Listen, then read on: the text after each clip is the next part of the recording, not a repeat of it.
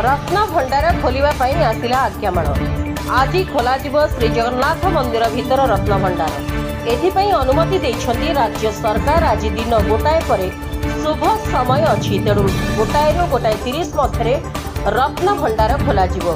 तेबे रत्न भंडार खोलिबा पूर्व आज गुरुत्वपूर्ण बैठक अनुष्ठित होइछि। अवसरप्राप्त विचारपति विश्वनाथ रथଙ୍କ अध्यक्षतार प्रशासन कार्यालय में रत्न भंडार तदारक कमिटीर बैठक बसिछि। रत्न भंडार खोलिबा संपर्क में श्रीमंदिर मुख्य प्रशासक कहते रत्न भंडार खोलिबा बेले सामयिक कटकणा रहिबो। सिंहद्वार छाड़ी बाकी द्वार बंद रहिबो।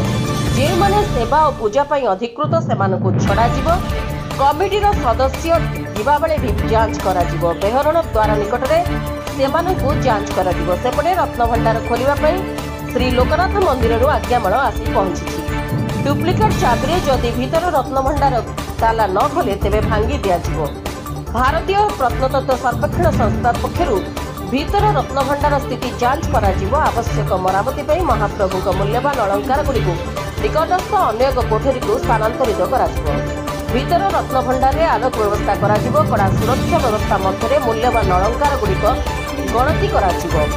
1978 गणति रिपोर्ट को भित्ति करी रत्न अलंकार गुड़िक मेलक करा जिवो। रत्न अलंकार गुड़िकर मान परीक्षा पई धातु विशेषज्ञ एवं अभिज्ञ बणिया को नियोजित करा जायछि। पुरीरू लक्ष्मीप्रिया देंक रिपोर्ट, PS न्यूज भारत।